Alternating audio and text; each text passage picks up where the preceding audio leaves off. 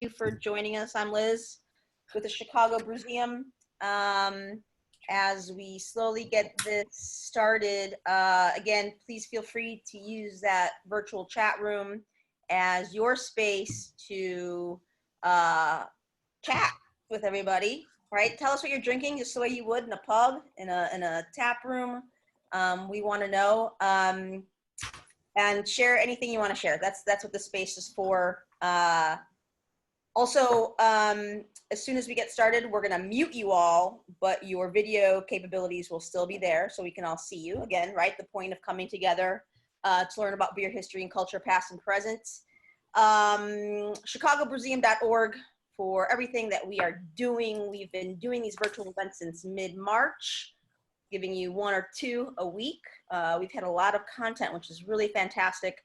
And all of that has been recorded, or most of it has been recorded. And we now have a Brewseum YouTube channel, so you can go to our YouTube channel via our website and find other great content. I am excited for these 2 fine young gentlemen who are joining us today. I've known these 2 for a little while, and I'm proudly can say that they are part of the Chicago Brewseum team on the League of Historians, the mighty League of Historians. Lots of knowledgeable people there who are very supportive of our work and are going to constantly give you information, again, about beer history and culture. Mike and Ron, welcome to our virtual pub. How you guys doing? Cheers. Cheers. Oh, pretty good. Excellent. Doing well. Thanks for having us, Liz. So also, hey, everybody, tell us where you are in the world, because we've been getting a lot of global representation, especially when we have folks giving us lectures from different parts of the world. Mike is currently in DC. I'm in Chicago. Ron is in Amsterdam. We're talking about US and UK beer. So if you're in the US, let us know. If you're in the UK, let us know. If you're anywhere else, let us know. I am going to crack open one of Ron's historic beers called Obadiah Poundage, if I can get this right. It's a 19th century London porter he did with Goose Island. Anyway, Ron and Mike, I'm going to turn this over. I'm going to stop babbling, and you guys please start telling us about beers on the cusp of World War II. Very good. Well, I'll let Ron start, but before he goes, I'm going to cut him off and say I'm drinking Pattinson Porter, which is a beer that was brewed by Jester King in Texas. It's an old East German porter from the 1950s, and it's lovely. So without further ado, I'll turn it over to Ron to start. Okay, so can everyone see the my my PowerPoint? Yes. Okay. Then we can kick on.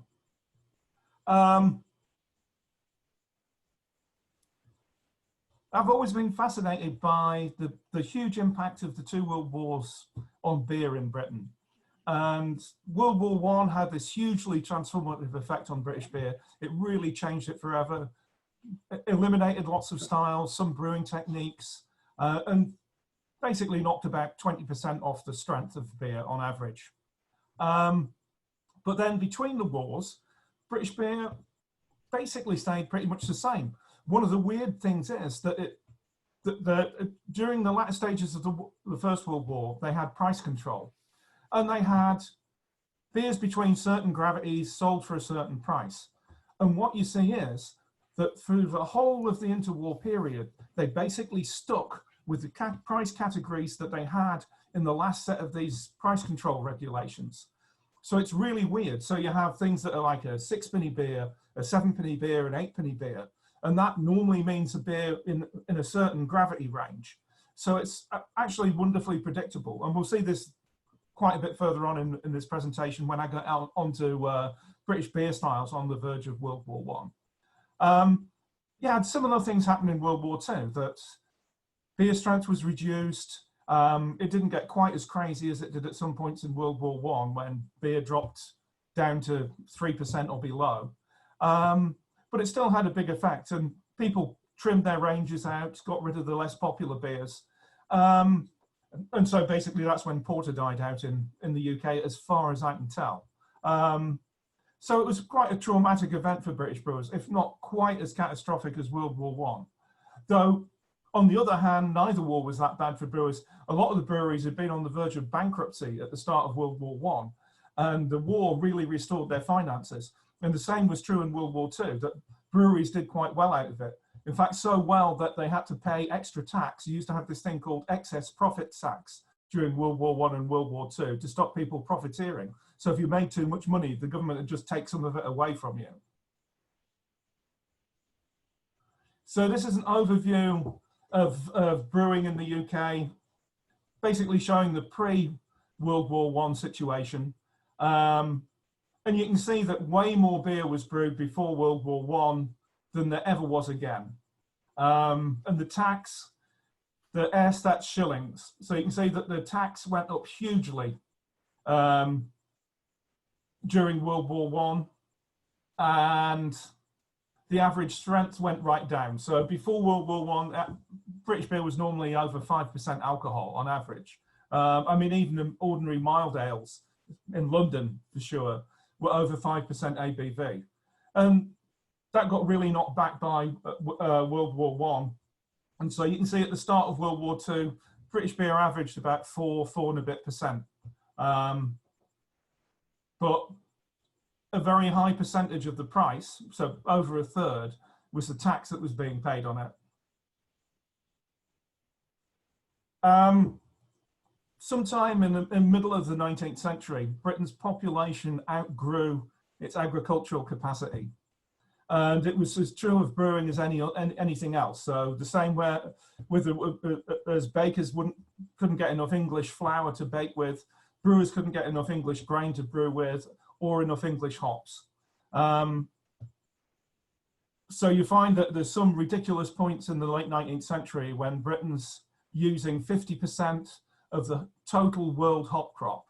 So just like massively importing hops from everywhere because the demand was so great in Britain. But when you had the gravity drop in World War I, and they cut hopping rates as well because they hadn't got enough hops. So you found that they didn't need as many hops as they had done before World War I. So the percentage of imports went right down. Even though hops were still being imported, the UK wasn't completely self-sufficient. And especially in grain, it wasn't self-sufficient. So there was still stuff coming in, but not in quite the same quantities or the same percentage of the ingredients being used as it had been before World War I. In World War II, the British government had really learnt from what happened in World War I. So they expected a German U-boat campaign. They expected that there'd be problems in importing food and were prepared to deal with it. And they did it from right in the beginning of the war. They started encouraging farmers to grow certain crops, being very careful with how they used the resources that they had. And this was really useful. And it's one of the reasons the situation never got as bad in World War II as it did in World War I. It's just that the government had been much better prepared in World War II. This is about an average. This is just going from the brewing materials used everywhere. So 78% malt, and then the rest a combination of unmalted grains and sugar. Not every brewery used adjuncts, but pretty much everyone used sugar. I don't know if I've come across a single brewery that was brewing 100% malt, any of their beers.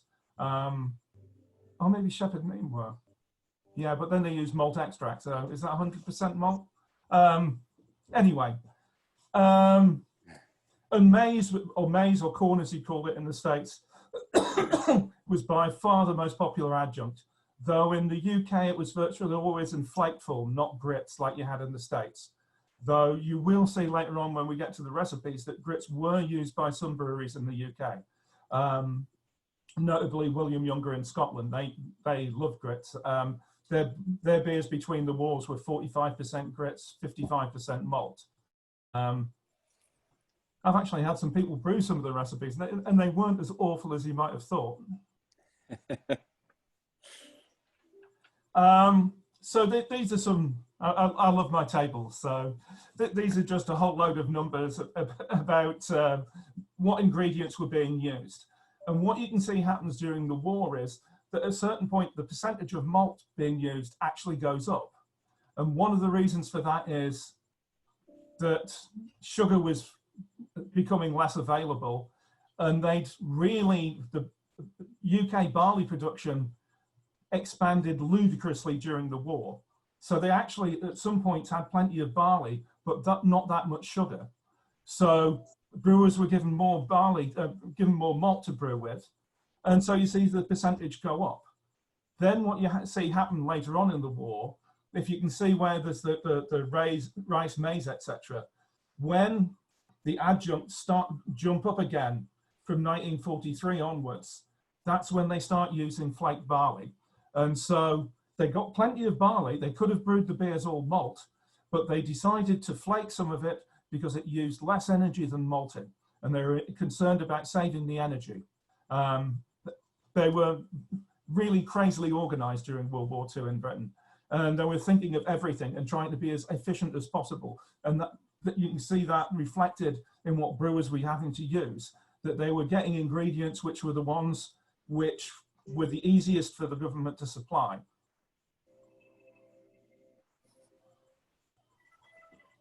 You have lots of grain imports into Britain. I mean, they start, as with hops, in the middle of the 19th century. By the time you get round to pre-World War I, you've got grain coming from everywhere, though Californian was particularly popular. British brewers had this weird thing that they liked to brew with about 10 or 15% American malt, which is to say not malt made in the USA, but malt made in the UK from American grain, because I can't remember what it is. It's something to do with the nitrogen content or something. And also because the American malt had more enzymes than the UK malt. But this was something that they were quite obsessed with. So you see, as soon as they could get hold of American grain again after World War I, they start importing it again and start putting it in, and there's like 10 or 15%. But you also see grain that comes from all sorts of other places, so from the Middle East, from South America, even from Australasia. The maize, the corn mostly came from the US, I think. And that was being used in pretty large quantities in the UK. And back in the 1930s and 1940s, it wasn't grown in Britain, as far as I'm aware. I think they only started growing corn in the UK in the 1970s on any sort of scale. So all that had to be imported, as did rice, which was another adjunct that some breweries used pre-war. And so you can see that they were forced to use something else just because they weren't importing some of the more raw materials anymore. During the late 19th century, the UK imported absolutely enormous quantities of American hops. I mean, some years I think they were taking more than 50% of all the hops grown in the US. And if you look at the quantities being imported, you can see that most of the years from 1860 onwards, about 25% of the hops used in the UK were American, but in some years it was probably as much as 50%. So huge amounts of hops that they were using, and also hops from everywhere else in the world. After World War I, when fewer hops were being used, they didn't have such a need to import hops anymore. So you see that there's far fewer foreign hops in the beers. But what you do see is that they're still using American hops, I think because they were cheap, and they had, and because they had lots of alpha acid in them, they were very cost effective. Other than those, about all you see is stuff like Hallertau and Saaz, and some Belgian hops, I think just because the Belgian hops were dirt cheap. But the only hops they really liked were obviously the Saaz and some of the German ones. And so you see them being used as dry hops, whereas you virtually never see American hops being used as dry hops. I have actually seen it, I think, in 1 or 2 occasions, which surprised me, because what they always, the classic thing is British brewers, what they always said about American hops was that they hated the flavor. No one liked it. And so they were complaining all the time about the flavor, but they quite liked the fact that they were cheap and had lots of bittering qualities. So these are some figures on the imports. So you can see before the war, it's about 15, 16%, which if you looked at this pre-World War I, it probably would have been closer to 50%. And then you see that the hop imports completely dry up during the war, which isn't really not really unexpected. What you do see towards the I think from 1944, 45, 46, what you do see is some sort of hop extract being imported. And I've seen that popping up in brewing records, this stuff called hopulon. So several breweries have seen it. So Fuller's, Whitbread, there's one the other day, who was it? Can't remember. But for several breweries, so obviously this was stuff that they were probably encouraged to use. And you can see why you'd import some sort of hop extract rather than hops themselves, because it's going to take up way less room on the ship. You know, hops, they're a pretty bulky crop. I mean, they're not, you know, you've got a whole load of volume for not very much weight. So it doesn't make very much sense to take up valuable cargo space shipping over actual whole hops. So if you're shipping some concentrate, yeah, you're probably more likely to do it. So you see that turn up late on in the war. And then I think it's about 46, 47, then it gets back to not quite the pre-war level, but you're still looking at like 20-odd thousand hundredweights. If anyone knows what a hundredweight is, I probably shouldn't have done it in hundredweight, should I? A hundredweight is 112 pounds. It's a perfectly logical measurement. These are the hopping rates, which it's great. I've got these wonderful statistics. I can see how many hops were used in UK brewing, and I can see how many barrels of beer were produced, and I can see how many quarters of malt, which is 336 pounds, we use. So I can come up with all this really handy data, which I've put into a table just to delight you all. And so you can see that the hopping rate goes down during the war. That's not particularly a coincidence. I mean, they had a couple of catastrophes. In 1940, a third of the crop was destroyed during the London Blitz because they'd stupidly stored it all in the centre of London in Southwark, where all the hop trading went on. So that buggered things up a bit.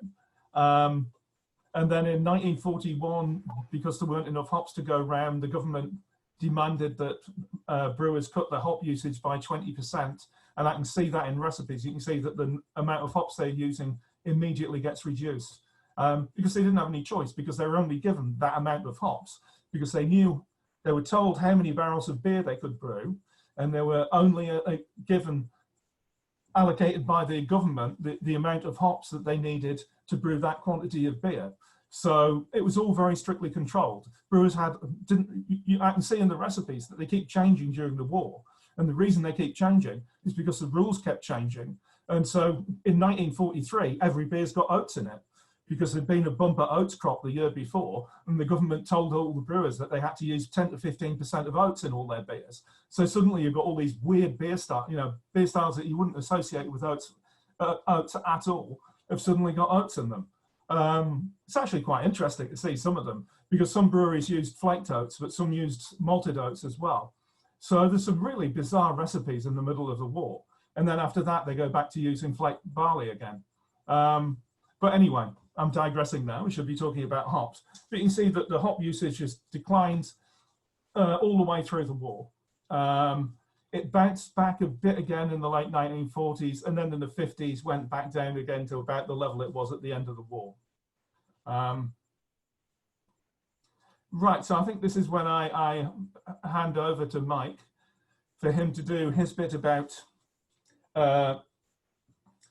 US brewing, at least the first part of it. And then we're going to come back and I'm going to look at beer styles, and I'm going to have some examples of recipes comparing US and UK beers of similar styles.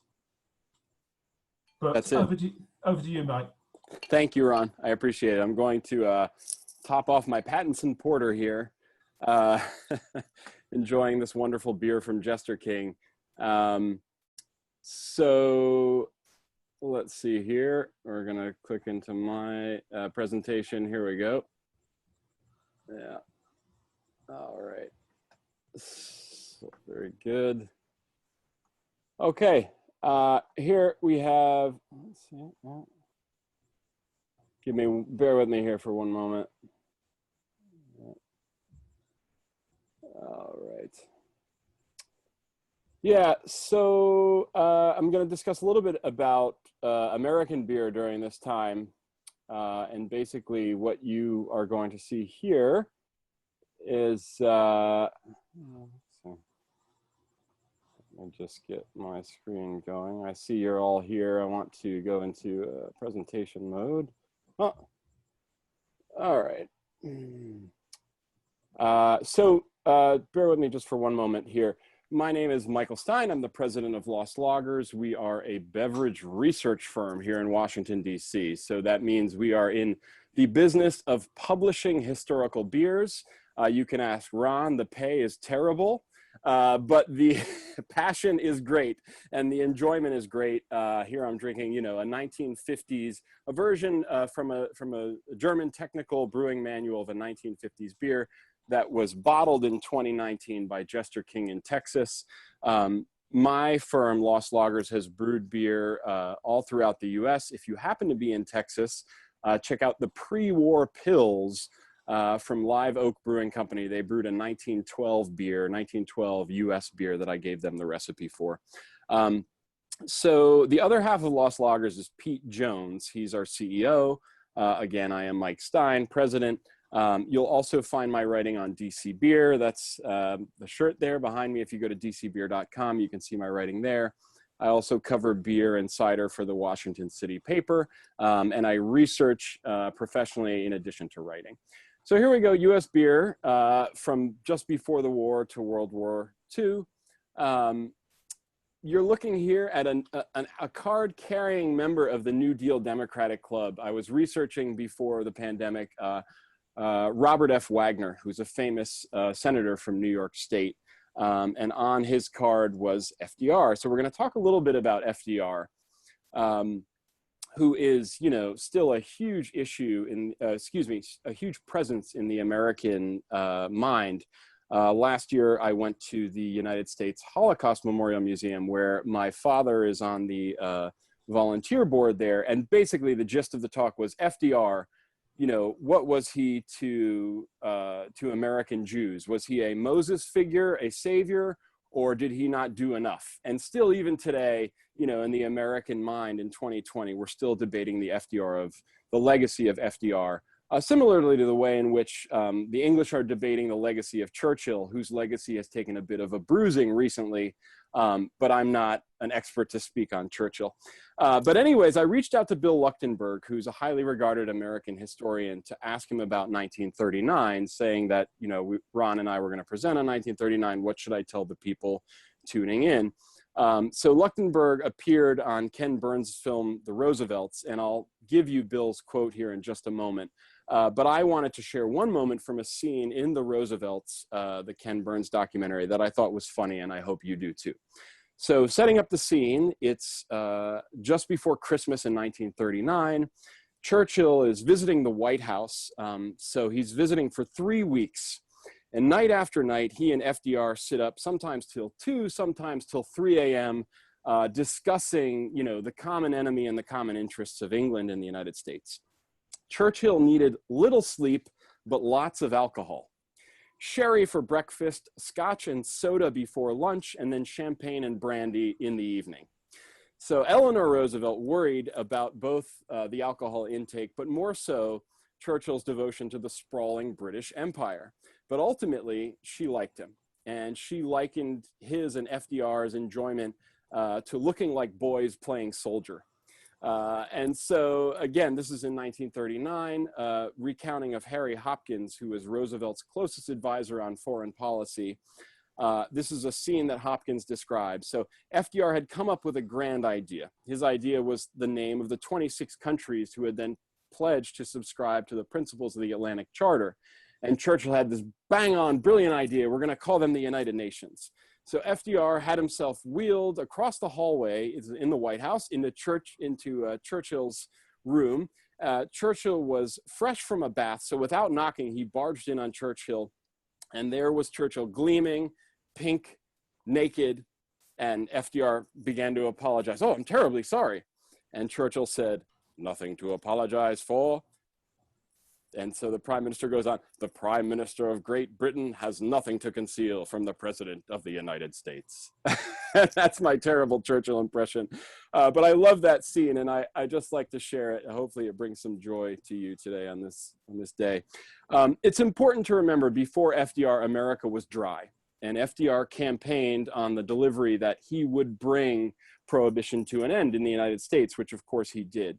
So with the election of FDR comes a new chapter in American history. That chapter brings about beer, which of course is why we're here today. What is very interesting is that when the King and Queen of England come to visit FDR in 1939, he actually serves them beer. And so this comes from Bill Leuchtenberg, the historian who I asked. He wrote that in 1939, the King and the Queen visited the Roosevelts at Hyde Park as the war crisis sets in, and FDR served them Rupert's beer and hot dogs. Jacob Rupert owned the New York Yankees of the Babe Ruth era, and I would see Rupert, this is Bill Leuchtenberg talking, I would see Rupert dapper in street clothes in the Yankee dugout. At this point, he's talking about the late 30s and early 40s.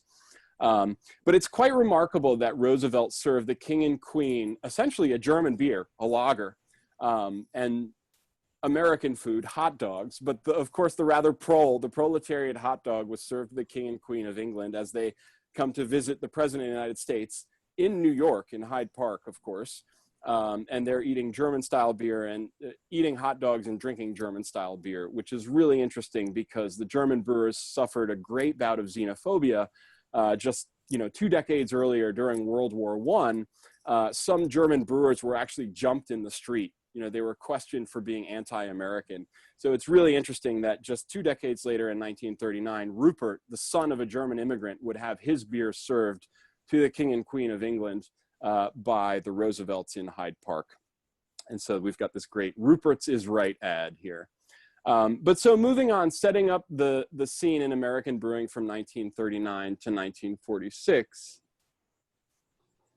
what goes on is you can see the number of breweries falling from 1939 to 1946. There's a historic high in 1941. There are, I have this right, 857 breweries in 41. By 1943, the low goes down to 463. So almost half the breweries collapse in a couple of years. Of course, that overlaps with the shift in economics during Pearl Harbor. There's a great sort of driving of the American economy towards the war effort. And then by 46, there's a great consolidation of the industry. And that consolidation marches on, not directly, but by 1978, there are 89 breweries in the US. So again, 1978, 89 breweries in the US. Compare that to the 857 in 1941, just 37 years earlier. 47 years earlier. Today, there's over 8,000. So we have 89 in 1978 and over 8,000 today in 2020, of course. What's important here is that beyond the number of breweries just marching from 800 in the 1940s to 8,000 today, there was a great diversity of styles brewed in the US. But even still, you can see with the numbers that in 1918, there were over 1,000 breweries, 672 in 1939, 870 plus in 1941. And throughout this whole time, there's corn, rice, wheat, sugar, and syrups used. There's a 1935 article that describes the different types of beer available in the US. Out of those 17, all are lager, except for the ales. Here's a shot of the historic styles in 1935. So the styles listed in the article, and this is 35, so a few years before the Second World War, but there's plain beer, light or pale beer, Dortmund beer, Pilsen beer, Vienna beer, dark beer, ale, sparkling ale, stock ale, porter stout, cream ale, stock ale, steam beer, and cereal beverages. And what's interesting to note is that you've got Dortmund beer, you've got Pilsen beer, you have Vienna beer, but yet there's no London porter, there's no Dorset ale, or these kinds of beers that would have been known in the US, were sold in the US during the 19th century, in the 1800s. So while you can buy porter, it's not sold as London porter, and there's a good chance that the porter in 1935 is actually porter brewed with lager yeast. Because of the proliferation of lager beer during this time in the United States, it's likely that porter, even stock ale, I have some XXX ales that we'll look at here that were actually brewed by all lager breweries. And I'll get into those in a moment. But what's also interesting is about strength. Ron was discussing how the wars kind of contributed to the decline of the strength of these beers. In this 1935 ad, there's a good chance that none of these beers were over 4% alcohol by volume. If they were over 4% ABV, they would have been closer to 5% ABV, and that would have been the ales. The cereal beverages would have been less than 3% alcohol by volume. And this is all because of prohibition. So beer was effectively the marketing and sale of beer was made illegal during prohibition. Roosevelt brings it back. And so with the repeal of prohibition in 1933, the United States government is studying how to market the beer. Should we call all ales because they're 5% over? Well, we can say porter, stout, and ale. Those are beers that are 5%. But beer, like lager, generally speaking, was around 4% alcohol by volume. In some cases, the number dips up and down. We have charts at the time that track the average strength of beer in America. But of course, the thing with averages is that some brewers are making beer that's over 4% alcohol. Some brewers are making beer that's 5% alcohol. Some brewers are making cereal beverages that's closer to 3% alcohol. And so I'm going to share with you here some historic recipes by Walter Voigt.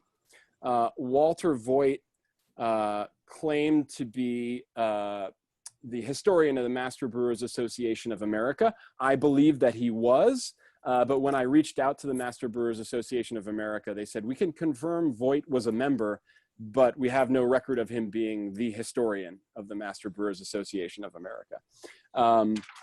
So these recipes that we'll get into that Walter Voigt donated are recipes that were given to the Smithsonian. And so he donated these recipes to the Smithsonian in the 1960s. That was before the Smithsonian's were 19 museums and the National Zoo, as we know them today. So even though we say the Smithsonian, it's actually 19 museums in the National Zoo today. I've brewed the following recipes, and I'll show you what Voigt wrote down. Out of all the recipes I made, the beers turned out stronger than the beers were intended to be in the 1930s, let's say in 1939 or throughout the Second World War, moving into the 40s. I'll say the average ABV for beer in 1939, the average ABV for American beer was 4.64%.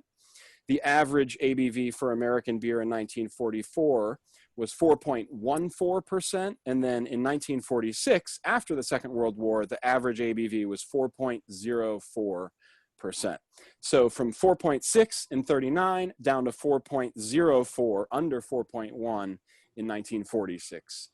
So similarly to England, a decrease in the strength of average ABV for beer. So beer gets weaker as the war goes on, and after the war, beer is the weakest it's been in American beer in some time.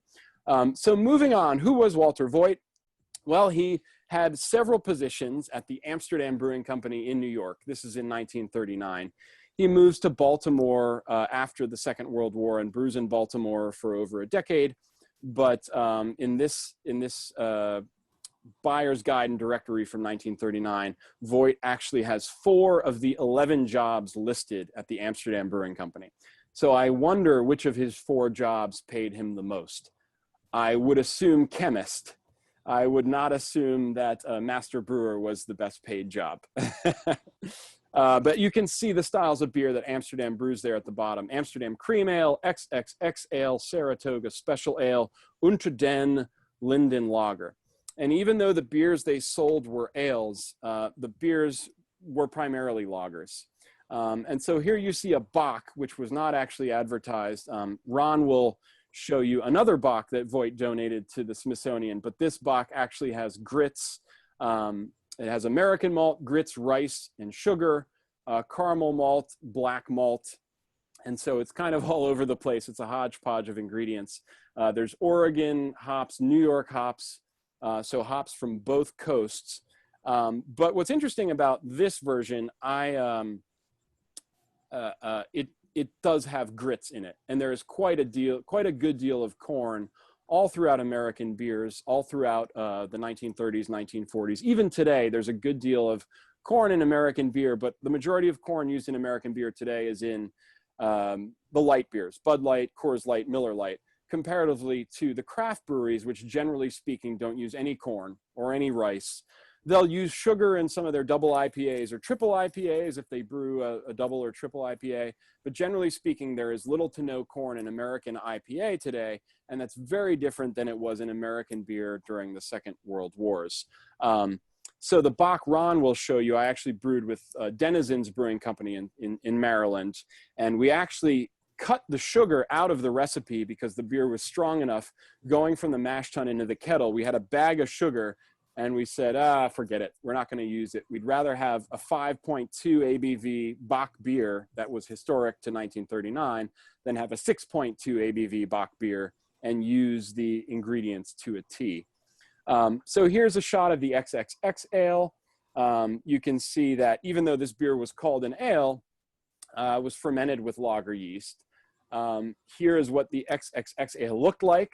The small label up top was the neck label, Amsterdam Ale. The bottom was the label on the belly of the bottle. And it's just really funny because they've got this Dutch iconography of the windmill, the little boy in clogs there.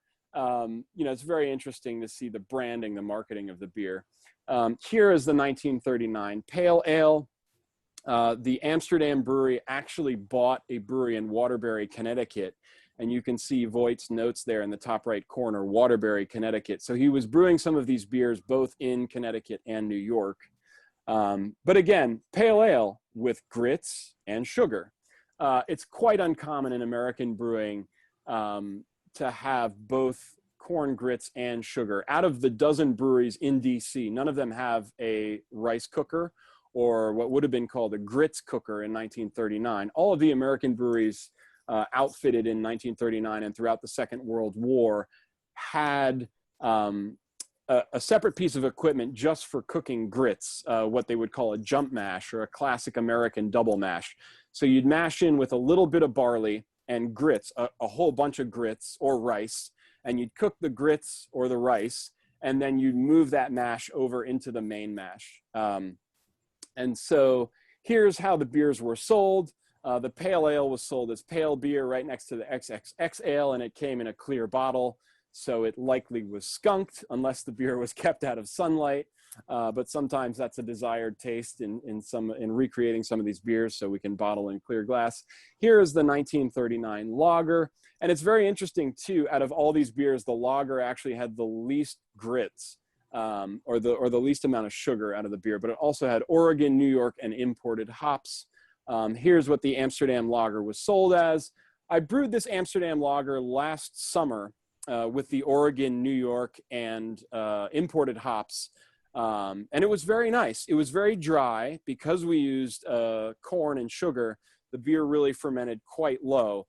And so the barley that we used California grown American barley, but of course that barley is very different than it was in 1939. To Ron's point about nitrogen, you have the free amino nitrogen or FAN content, which is much more under control in 2019 than it was in 1939.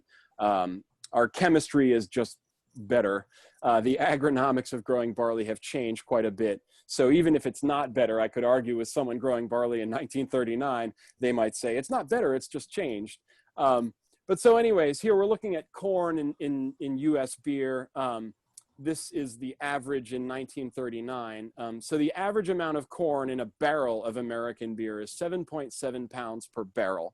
The pale ale and the XXX ale I just showed you has 18.3 pounds of corn per barrel. So the average in 1939 was 7.7 pounds a barrel. The recipes that I have brewed that came from the Smithsonian's American History Museum had 18.3 pounds of corn per barrel. So these were really corny corn ales. And in some cases, they weren't even ales. They were brewed with lager yeast. specifically American porter in 1939. There's a lot of porter that's brewed with lager yeast. The Bock beer had 17.6 pounds per barrel of corn, and the lager had 2 pounds per barrel of corn. So the 2 pounds per barrel of corn in the lager is actually lower than the American average of 7.7 pounds per barrel of corn in 1939. So I know I've thrown a lot of numbers at you. What's important to know is that we Americans love corn in our beer. Specifically, this American loves corn in his beer. When I make beer at home as a home brewer, I love putting corn in my beer because it really lightens up the recipe, makes the beer much more digestible, in my humble opinion. But it's important to know that the history of corn goes way back in, I don't want to say American brewing, because corn predates, it's pre-Columbian, right? With chicha beer in Peru or shisha beer in Brazil. You can go all throughout South America and find history of brewing with corn that predates Columbus, predates the creation of the American country, of the continent of North America. But so how do these recipes that I've shown you from 1939 and the 1940s compare to American beer today? Well, generally there was more corn, rice, and sugar used in 1939. Today, there's almost no one making an XXX ale. There are some brewers making mild ale and stock ale, but far fewer American brewers making mild ale or stock ale today than there were in 1939 or during the Second World War. Imported hops and pale ale are rare today. You know, if somebody makes a pale ale with imported hops, they're going to tell you New Zealand pale ale or Australian pale ale. There are some Galaxy or Motueka or WWII New Zealand American brewed pale ales today, but generally speaking, there's no English Fuggles or English Goldings American pale ales brewed today, unless it's Ron or myself who are brewing them in America. Very few American brewers are using New York State hops. At one point in time, pre-war, way back in closer to World War I, New York State were the largest state producing American hops. That's really changed. The hop varieties have changed greatly.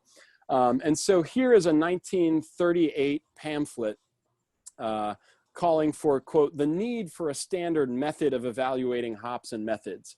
And that's still true today. Brewers, generally speaking, evaluate hops along the lines of alpha or beta acids or sensory, how the hops are perceived in smelling.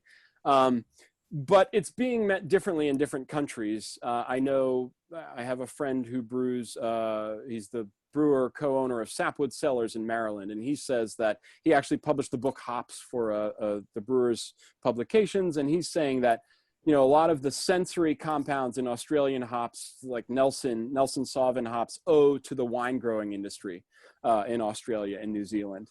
And so here you go. Here are some New York hops that I used in 2017. They are cluster hops, the alpha acids, Na, the beta acids, Na. The storage index, not applicable. But we do know that these were 8 pounds of cluster hops. They were pelletized. It's 1 pack. And so I think that is kind of interesting today. What links me in 2019 to a 1939 brewer is we may not know the alpha or beta acid, but we know that these hops work out really well for brewing lager beer. You know, and that kind of connects me to brewers in 1917 or even 1817. They might not have had the chemistry, the specifications of those hops, but we know they make for good beer. So finally, I'll leave. If you want to get in contact with me, you can email me, info@lostlagers.com, follow on social media @lostlagers, or visit the dcbeer.com website. And I'll turn it back over to Ron now. Let's see here. I'll go to screen sharing with Ron. And again, if you have any questions, feel free to leave them in the chat.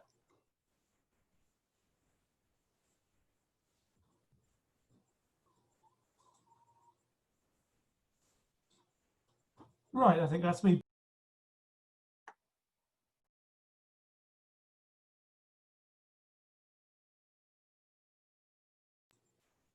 Okay, can you hear me?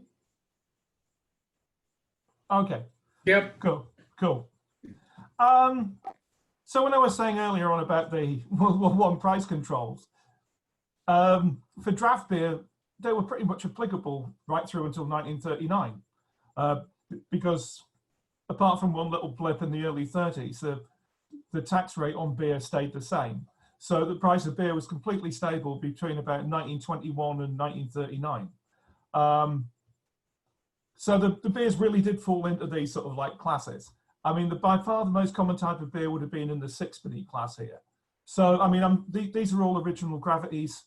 You just need to divide the last two digits by 10, and then you get approximately what it would be in ABV. So a 1032 beer would be about 3.2. So average beer strength was about, between the wars, was 4 and a little bit percent. You really didn't get any draft beers stronger than about 5.5%, which was, again, this weird legacy of the World War I price controls. Because one of the odd things was it had all these gravity brands, but then the last one, it was just 10.55 and over was this price. So there was no point in brewing a beer much over that gravity because you couldn't sell it for any more money. And this sort of carried on right through in between the wars, and you never see draft beers that are stronger than about 10.55. Very strange. And this is probably the reason that Guinness was 10.55 between the wars, Guinness Extra Stout. So, I mean, Guinness is way weaker than it used to be. People don't realize how much Guinness has changed over the years. Guinness Extra Stout, which is 4.3% ABV nowadays in the UK and Ireland, I think it's 4.3 or 4.2. I mean, it used to be 6.5%. No, sorry, 7.5%. Foreign Extra Stout and normal Extra Stout used to have the same gravity. They both used to be about 7.5% ABV. And the standard Extra Stout just got chopped down at various times because of the world wars and stuff like that, and ended up at quite a weak beer, but it used to be way stronger than it is now. I mean, true of lots of beers. So, I mean, you can see this is just like a vague example of the sort of price classes and the types of beers that are available on draft in Britain in 1939. I mean, porter was only really available in London or in Ireland, or Northern Ireland, and that'd get killed stone dead by the war. So by 1945, I don't think any of the London breweries were still brewing the porter, whereas at the start of the war, quite a few of them were, albeit in just minute quantities. I mean, for example, Whitbread, which was originally one of the big 18th century porter breweries, by 1940, they were brewing about 2,000 barrels of porter a year out of, I think, 600,000 or 700,000 barrels that they were brewing in total. So a tiny amount. And there probably wasn't any real demand for it, and they were probably only keeping it on for sentimental reasons. And it got killed in the war. And the same was true of Barclay Perkins. You can see their porter disappears early in the war. And so, yeah, this is one of the effects of the war. So it was the same in the First World War. That the less popular beer styles tend to get killed off because brewers have got limited amounts of ingredients. They're not going to waste them on beers that only sell tiny amounts and don't make them very much money. So we're going to go on now to the recipes. I'm looking in that I've got some actual English lager recipes. Between the wars, there are only 6 breweries in the UK producing lager. One of them was my favorite, Barclay Perkins. I should mention this, that if anyone doesn't know, that my blog is called Shut Up About Barclay Perkins. Drop by there and especially go to the book section of it and buy some of my books because they're all wonderful, believe me. Anyway, so my favorite brewery, Barclay Perkins, they were one of the few breweries in the UK producing lager, and they had a specialist lager brewery that they had installed in the 1920s, and they produced a range of quite authentic looking lagers, to be honest. So the one I've picked out here, the dark lager, is basically a Münchener style of lager. It's not completely Reinheitsgebot because it's got roast barley in it. The only reason I think it has roast barley in it and not black malt is because I know from their other records in this period that they were using roast barley in their stout. So the chances are, if they'd been using black malt in their stout, which they did in some years, they would have been using that in the lager as well. And so it would have been all malt. The hops, were all Czech, all SARS.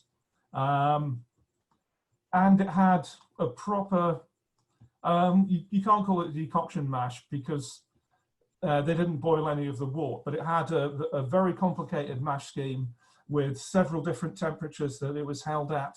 So I think like 3 different rests at different temperatures. And so they kept raising the temperature. Also, it was what's really weird about this one is that not all the malt went in at the start of the mash. So only the lager malt went in at the start.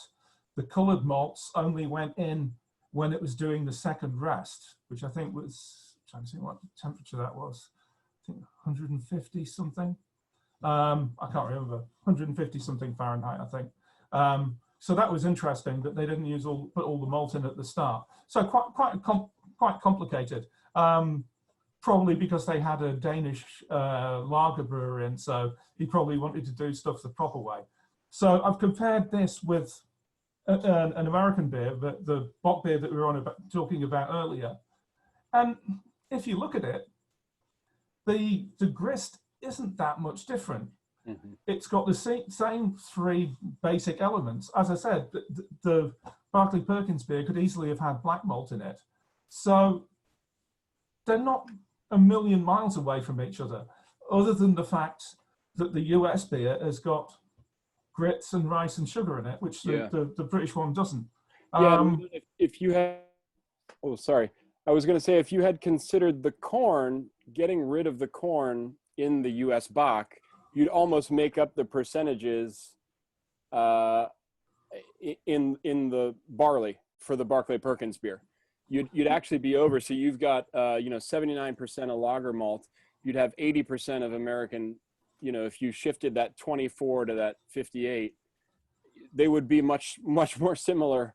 And I think when we brewed this beer, we wound up with around 22 IBU as well. We don't have the IBU. I wasn't able to provide it for you, but I think we were somewhere between 20 and 30 IBU when we made. Well, that's what I would guess, because I've put in this is something that only means anything to me, but hopping rate per quarter, which is right. Quarter is 336 pounds of malt. So hopping rates per quarter are a good way of looking at a hopping rate, but taking the strength of the beer out of the equation, because it's pretty much independent of the strength of the beer, if you see what I mean. Yeah, so totally. So it's a good indication of, even though these beers are fairly similar strengths, it's still a good way of comparing them. So you see, it's not that much less. I was surprised at how heavy the hopping rate was on this. It's a little bit less than the Barclay Perkins one, but generally UK brewers hop quite heavily. So I'm interested. I was quite interested to see that this was relatively heavily hopped, especially when we go through the beers that come after this, which are quite different. Well, I'll just say the hopping rate per quarter is more in the Barclay than it is in the American Bock, but it makes sense because the American hops had that tang or that zing, if you will, whereas the Czech hops are famous for being delicate. I should say my father was born in Prague, which is, not close to Žatec or the Zatz hop growing region, but what Zatz are known for is having this wonderful quality. So, you use more Czech hops to impart the same amount of bitterness you would get in the New York and the Oregon grown American hops. Exactly. So my guess would be that even though the hopping rate's lower, that it was probably actually had more bitterness in it than the Barclays beer. What's interesting is in this period, as you can also see with the malt, that the malt for this beer, the base malt, was described as Kulmbacher. So I think it was actually imported malt, which is really, really unusual. They virtually never, ever imported malt into the UK. I think this is one of the few examples I have of it, where they were obviously buying the best ingredients from the continent. So they were getting German malt and they were getting Czech hops. Yep. Move on to the next one. I found it wonderful how I could find beers which matched up quite well. So I was just sticking with Barclay Perkins because I thought, well, this seems fair enough. Let's just do all the beers from one brewery in the UK. And so you can see here that these aren't all that different either. Okay, you've got flake maize rather than grits, and you've got sugar as well. But yeah, and the sugar and grits percentage is a bit higher in the US one, but they're not a million miles away from each other. I was, to be honest, I was quite surprised at how close they were to each other when I looked at these recipes. Yeah. And I didn't even go out of my way to try and find British beers that were like the ones that you'd sent over from the US. Right. I just thought, okay, I'll just stick with Barclay Perkins and use their recipes. So yeah. I think that's, and Barclay Perkins are reasonably typical of the way people brewed. Yeah. Some breweries did it differently. I mean, I wouldn't have picked Whitbread because Whitbread didn't use any adjuncts. So right, they were the outlier then. yeah, and I mean, you had some breweries that did that, that just brewed with malt and sugar. To your point, Ron, I think they're more similar than they are different. Yeah, I mean, that's the thing that struck me. Yeah.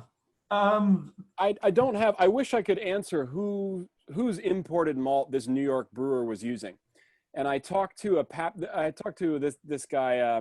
His name's Joe Hertrick, and he was a Pabst brewer. He started at Pabst in the late '60s, and he was saying that there's a good chance this was Canadian malt. You know, it could have been imported English malt, but more likely Canadian would make more sense to me. Yeah, because isn't there a lot of Canadian malt still imported into the US?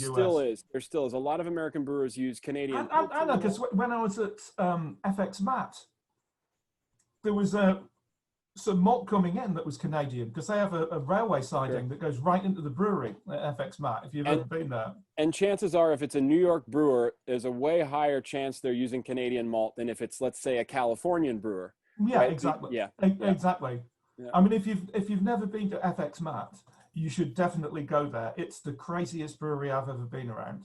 I've never been anywhere like that, and really wonderful people as well. And I'm always amazed how few Americans have heard of FX Matt, seeing as they played this absolutely key role in the early history of craft beer, and everyone seems to be completely unaware of that for some reason. I don't know why. One of my favorite breweries is FX Matt.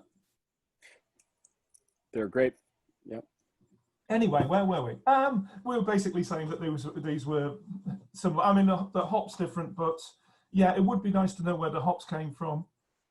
You'd think, well, possibly they might be English if it's for a pale ale, but I don't really know. I don't know how many English hops went to the States. I know the UK did export some hops, but not massive quantities. And I know from earlier on that mostly in the States, the hops that were imported were German ones rather than English ones. So who knows about that? I forgot to put the hopping rate in here for the Barclay Perkins PA. I'm pretty sure it was probably about double the one for the US Pale Ale. But then again, you know, it's the difference between having Oregon hops and Fuggles. So right. Yeah, I don't think that the Barclay Perkins beer would have been twice as bitter as the US one. Which brewery is this, by the way? Do you know? Yeah, this also is the Amsterdam, New York. Oh yeah, okay. Which technically too, because they owned the Connecticut brewery, would have been both Connecticut and New York states. But you know, those beers would have been sold throughout the Northeast. Maybe would have come down to the Mid-Atlantic. There's discussion amongst myself and other beer historians whether or not these beers would have gone to the troops, particularly in the Pacific Theater, whether or not these New York and Connecticut breweries would have sent beer to Iwo Jima, you know, some of the Pacific Islands that the American Army would have been stationed on during the Second World War. But basically, yeah, Ron, to your point, they would have used either Czech Satz or German hops at this point in time in 1939. Did you know that the British Army had a brewery on the back of a lorry that they had in Burma that was brewing for the troops in the middle of the jungle? So, did any Americans ever drink Laurie brewed beer? Yeah, there's a beer historian, Gary Gilman, who's writing about beer on ships and whether or not any beer brewed at sea was sold during Prohibition. And it's a great question. Those kind of weird questions get us to the heart. Well, the British also had a brewing ship as well. Yeah. Yeah. So during World War II, it's we need to dig in further. Who will fund this project? Someone please buy Ron's books. I can attest they're very good. Or you can email me and I'll send you my Venmo and we will research for you if you pay us. Yeah. Well, it's I mean, the stuff here that I've got. This is from the book I'm currently writing, which is about World War II brewing in the UK, which is, I don't know, it's got a bit out of hand actually. But I'm sort of like, when I got over 400 recipes, I was thinking, is this too much? But I just carried on anyway. So, well, it's great. I'll say, Ron, we really appreciate all the work you've done on these recipes, specifically breaking down the recipes here to look at the Barclay Perkins Pale Ale versus the Amsterdam Pale Ale. It's great to have these side by side. Yeah, I mean, I'm guessing that they were probably about the same strength. I mean, it is. I just find fascinating to see that even though that the US and UK brewing have been split apart for quite a long time, that it hasn't diverged as much as you might have expected. Remarkable. 3X Ale. One of the first beers that I drank when I lived in the US, I got from the Korean convenience store that was just around the corner from where I lived. And it was Ballantine's 3X Ale. And at the time, I had no idea what that actually meant.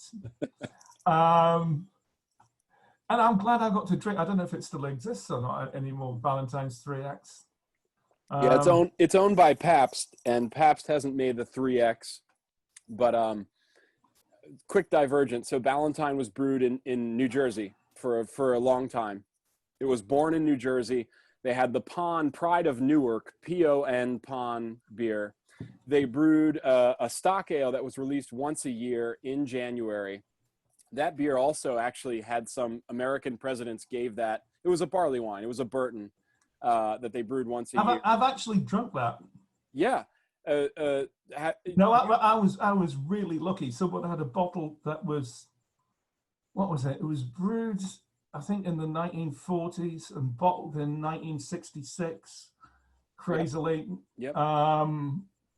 Dead interesting. They had tanks. They would let that beer sit sometimes for a decade. So let's say it was brewed in 1940, and they would. No, this one was like 20 years old before it was bottled. It was some wow. Ridiculous long length. Yeah. It actually said the dates it was brewed and the dates it was bottled. Yeah. And there was a big gap. But so that's what you would call an outlier. That Ballantine would let a beer go for a decade or 2 decades in the cellar and then package it. That they are one of a kind. Ballantine. But their IPA they used to age for a year, didn't they? Yes, they did. And that's also unique in the American brewing industry. Because that's the classic way to brew an IPA. Right. So Ballantine that would be the way that Bass would be brewed. Yeah. So I mean, Bass, the classic English IPA, that had a year. In the cellar. No, not in the cellar. Just out in the brewery yard. Right. That's why I had the beer brewery yard. That's what it was named after. That's what they did with the beer. They just left it out in the brewery yard for a year. Right. And then put it on the ships to India. Ron, to contextualize this is a beer that Goose Island brewed, right, in America. This was the work of, I think, Mike Siegel, right? You and... Yeah, it's been one of me. Well, it was our first beer. I was amazed that I managed to finally persuade someone to brew it. I'd spent literally 5 years trying to persuade someone to brew that beer. And I was just so happy that someone actually did it. Yeah. He did tell me that he thought it was probably the most expensive beer they'd ever made. Yeah, and that's why they don't make it every week. Well, yeah, it was just a one-off, and it almost broke their brewery as well. Right. I'm very good at brewery breaking. I've done it a couple of times. Yeah. Anyway, 3X. Just telling you my personal experiences there. Yeah. I didn't know what it meant, and I didn't associate it with mild. But as I've learned more about American brewing, I see that what you have happened towards the end of the 19th century is that the ale breweries, they start brewing certain styles of beer. So they'll have, mostly it's 3X, IPA or pale ale, porter and stout. Some combination of those, but it's always 3X. This is the one. And I've seen some older American brewing records, and they look very much like English country breweries. The ones from Vassar from the 1840s. It looks to me like a small English country brewery. They're brewing these ales of different strengths. Pretty simple stuff, not very complicated. And that seems to have grown, and later on, they seem to have settled on 3X as being the ale that they brewed. And yeah, as far as I'm concerned, they're mild ales. I mean, I'm sure that's what they're modeled on, because the names are the same. As 3X is a type of mild ale in England as well. And it's just they don't look like mild ales that we would think of nowadays, because they're not dark. But then again, back in the 19th century, a 3X ale in England wouldn't have been dark either. It's only recently that mild ales have become dark. It's only really from 1890 onwards, and really dark only really after World War I, and in some areas not even until after World War II. So the colour of mild has changed quite a lot in Britain, and people nowadays think of mild as a dark brown beer, but that's really quite a recent bit of mild ale's development. And for most of its history, it was a pale beer. Not necessarily as pale ale, because they probably wouldn't have used such good malt. They always kept the palest of the pale malt for brewing pale ale, because they wanted to have that really pale in colour. So an equivalent strength mild would probably be a bit darker, but not massively darker. Anyway, so I thought I didn't have a 3X example, but I did have Barclay Perkins flagship mild, which was their 2X, which actually isn't a million miles away in strength from the 3X, which again surprised me. I'd expected the 3X ale to be a lot stronger. Yeah, the Barclay Perkins beer, and you can see it's got quite a complicated grist. Yeah, this isn't typical, by the way. More typical would have been just to have a grist of mild malt, crystal malt, maize, and number 3 invert. So this is more complicated than you would expect. But you can see it's, yeah. There's more sugar in the Barclay Perkins beer, but there's more corn in the Amsterdam XXX ale. Yeah, I think that's what we've been seeing generally, isn't it? That yeah. The percentage of grits is higher than the percentage of flake maize. Even though in this case it's quite high in the Barclay Perkins beer, and the percentage of non-malt sugar and maize is quite high. It's getting on for 30%. Yeah. So, but yeah, this was a fairly well. I say this was a cheap beer. I mean, the thing is that this was a beer that was Barclay Perkins had 3 different strengths of mild, and this was the strongest one. But they're all party guard together, so they all had the same recipe. So this had the same recipe as the watery 4D ale, which was only 3% ABV. Yeah, and it's a fine line between cheap and posh in regards to what doesn't cost brewers much coming out of the brew house, and what is marketed as a pricey beer, or what. And it's more convoluted, I would argue, in America than it is in England. You had the great list of pricing for British beers.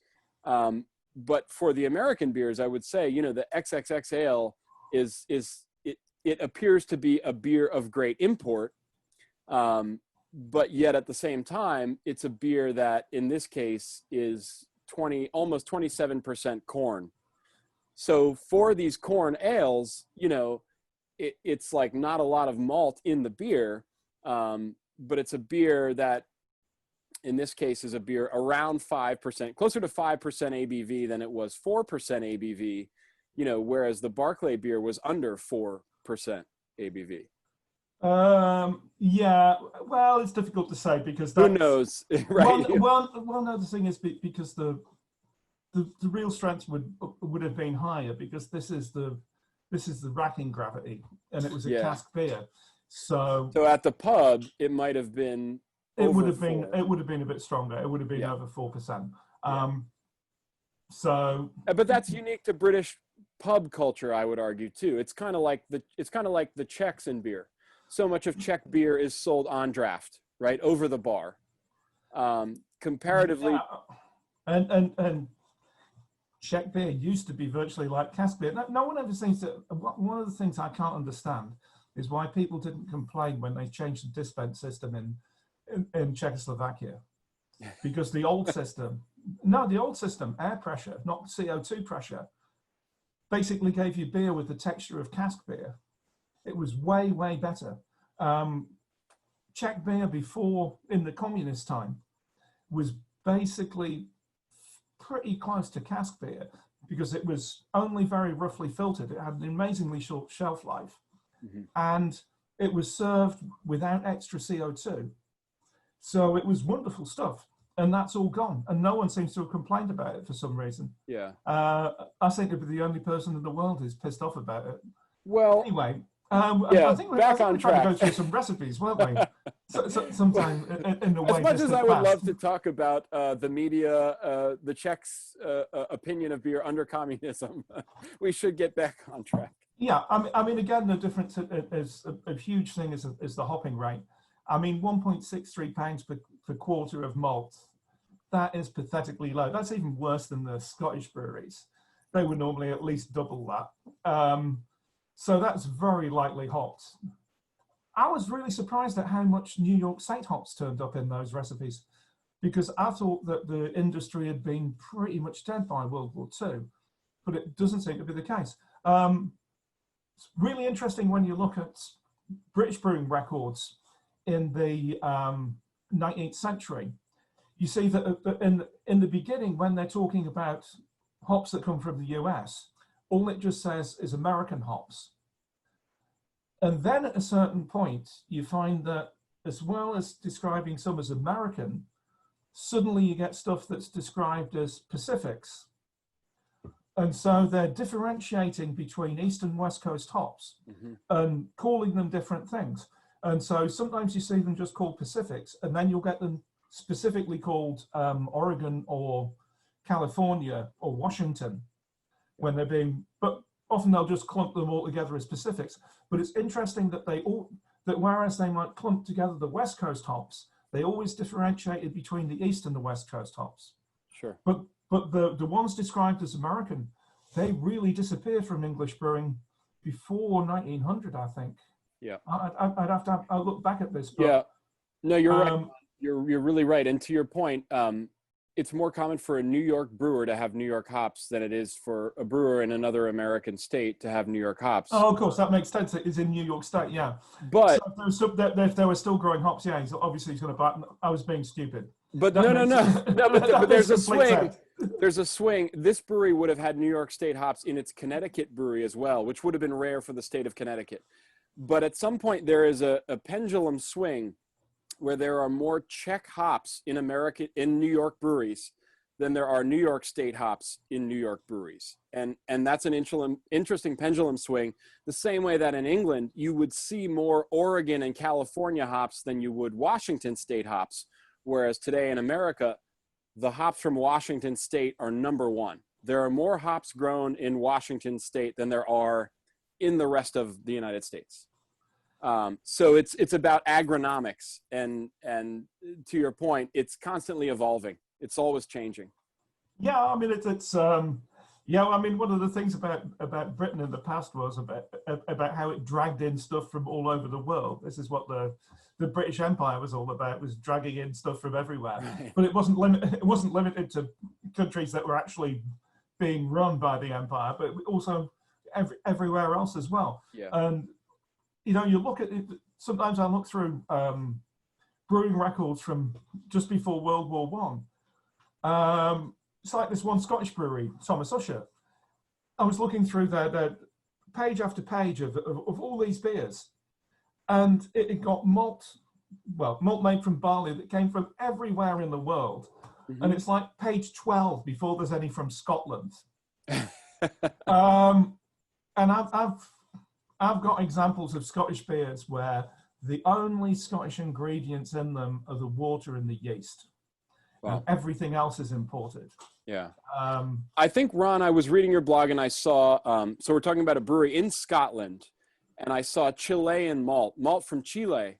Yeah. And I just thought, what is this malt from Chile doing in... Well, it's not Chile. It's not Chilean malt. It's malt made from Chilean barley. Sorry, Chilean barley turned into Scottish malt in Scotland. Yeah. Is that accurate? Yeah. Yeah, that's what would have happened. Yeah. And they never trusted foreign maltsters. But that's one of the things, that British malting techniques were really advanced. So, yeah. I mean, the really controlled malting began in Britain. I mean, it's like with Pilsner Urquell. One of the biggest things about that? They built an English-style malt kiln. That's how come they could have such a pale beer. So it wouldn't be actual Chilean malt, but it'd just be Chilean barley. Barley from Chile, sure. Yeah, but they got barley from all over the place. It's just like with the hops. It's like a list of every country that grows barley. Yeah. As with the hops, where at some points it's just ridiculous. It's everywhere. So I mean, yeah, it was just typical of British brewing in the 19th century, that they were just bringing in stuff from everywhere because they were brewing a lot of beer.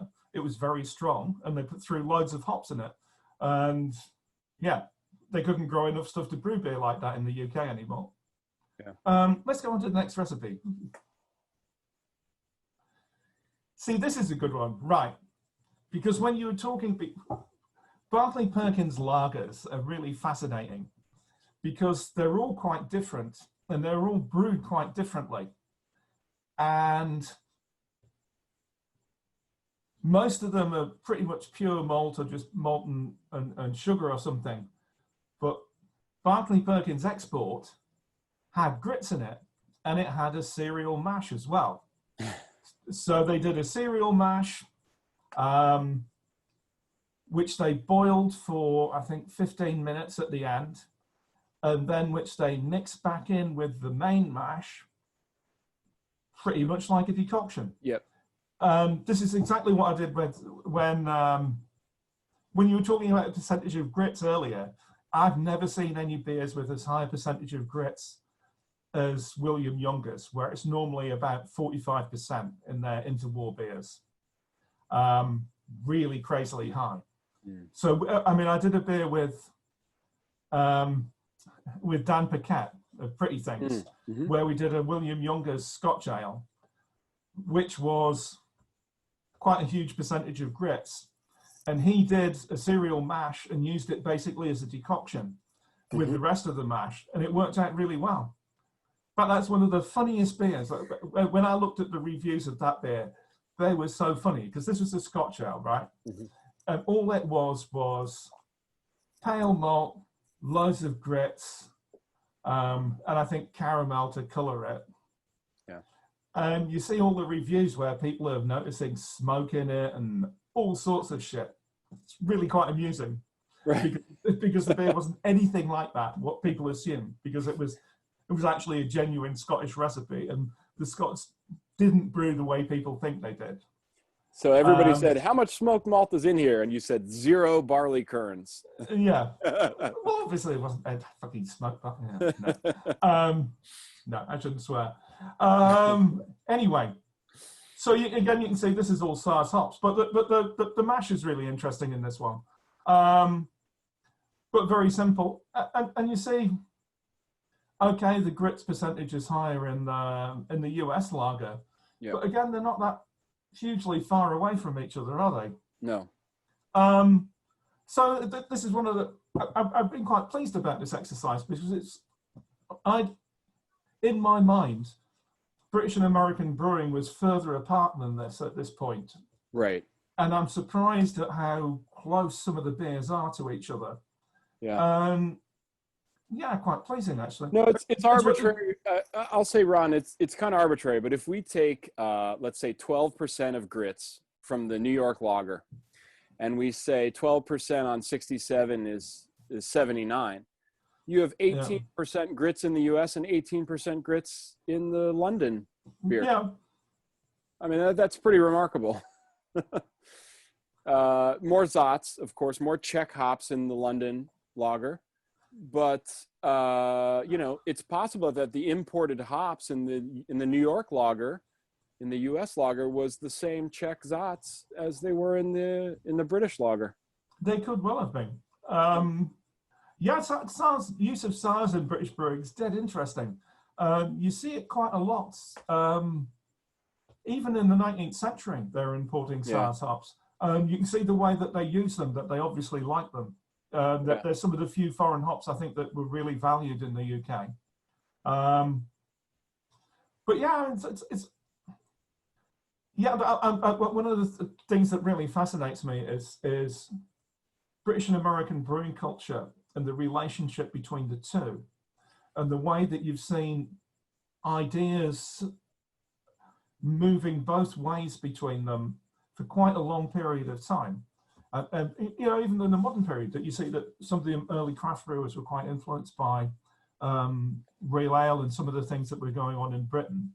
And now you can see that people in Britain have been very influenced by some of the stuff that's been going on in the US. Yeah. So you've got this really long history of ideas moving both ways between the countries. And I find that really fascinating. You know, it's like the whole history of IPA in the US.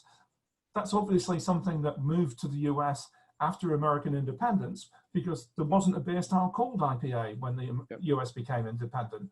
So that had to happen afterwards. But you see in the late 19th century, there's a whole, you know, it seems it's one of the standard beers of American ale breweries. Yeah. So somehow this style, obviously the style had been, you know, people had noticed this thing called IPA. I mean, I'd love to know when people first started brewing IPA in the US. I mean, you probably know this better than me. No, it's a good question. And I think the first have nothing to do with the final. Those who are making it today in 2020, let's say 1820, let's say 200 years ago, have nothing to do with those who are making it in 2020. To your point, it was the William Vassars who maybe sold it as pale ale, maybe didn't. And it would have looked nothing like it does today in regards to hopping rate, dry hopping, storage time. The production of it has completely shifted. It's funny you mention it, Ron. I'm actually looking at lager brewers in the pre-Prohibition First World War, you know, 1918, 1917, 1916. People were making IPA in 1916, and it's full of corn. Of course it is.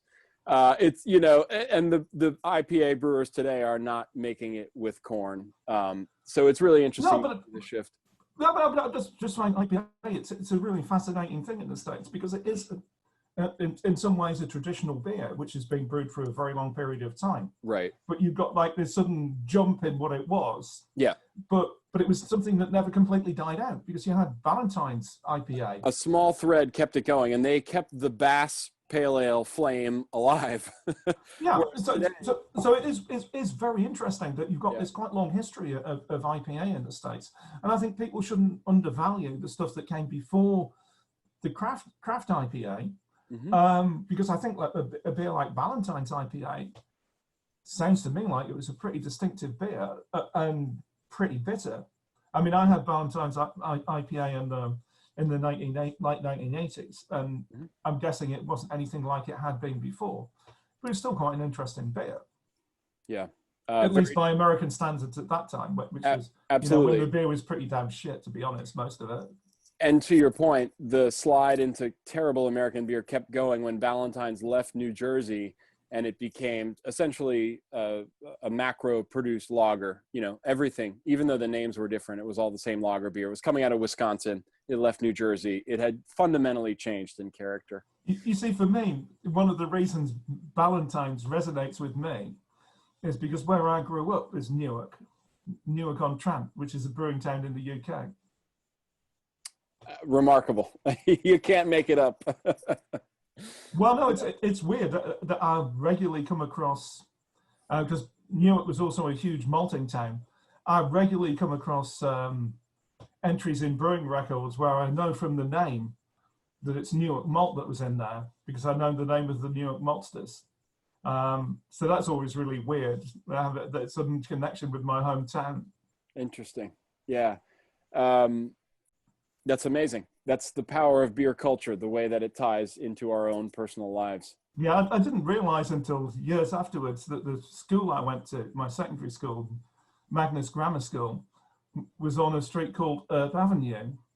And I didn't realize who Earp was, but he was a brewer and maltster who was mayor of the town as well. Wow. So the local governance was tied to the brewing trade. Well, yeah, it was huge in Newark. It wasn't that big a town, and brewing and malting were the two biggest industries. Yeah. Well, what always cracks people up is I tell them that at the back of our school playing fields there was a pub, and at dinner time sometimes you would have both children in their school uniform drinking and the teachers in the pub, and no one gave a shit back then. So yeah, different times. Right. Chronologically and culturally different times. Yeah. Well, yeah. I mean, and that's it. Things change, things stay the same, but here we are. So Ron, is this our last recipe? This lager is the last. Yeah, this is the last recipe. The only slide I have left is the questions. Questions. Very good. Yeah. Okay, I'm going to exit full screen mode so we can see everyone here. Very good. Well, I guess my question simply would be, what is IPA like in Amsterdam? Because I can tell you right now, in the United States, the biggest IPA producer is Lagunitas, which is ironically owned by Heineken. By Heineken, the Dutch, so America's biggest IPA brewer. And I don't know for a fact, but I'm pretty sure there's no Kentish hop, there's no East Kent Goldings hops in Lagunitas IPA. Well, you see loads of Lagunitas here. Do you? Yeah, and I wonder where it's brewed. Interesting. Is it made in Chicago, California, or the Netherlands? Yeah. Who knows? Who knows? Yeah, who knows? I mean, I know that a lot of the Murphy's beer is brewed here in Holland. Interesting. Not in England. Well, not in Ireland. No. Not in Ireland. Pardon me. Yeah. So who knows? Yeah. But that's the point is, where is your beer that was once local brewed, right? So I have, every time I see Bass Pale Ale in my supermarket, it's always made in Baldwinsville, New York, because there's an Anheuser-Busch InBev facility in New York. And I think back to Ron, you once told me, or we had talked about Orval, and how Orval is a window into Bass of the 19th century. I think so, yeah. Yeah. Well, I think Orval. Well, I mean, I think Orval's a copy of interwar Bass, and that's why it's the strength it is.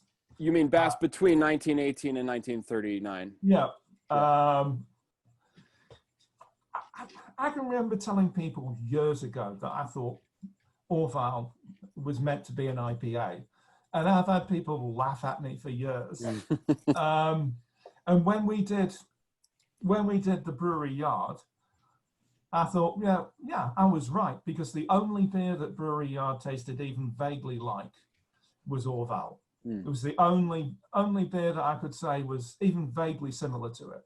Mm-hmm. So, yeah, I think that's exactly what Orval was. It was an attempt to, because I know for certain that Bass Between the Wars had, Bass Pale Ale had Brettanomyces in it, mm-hmm. because someone did an analysis on it and found it.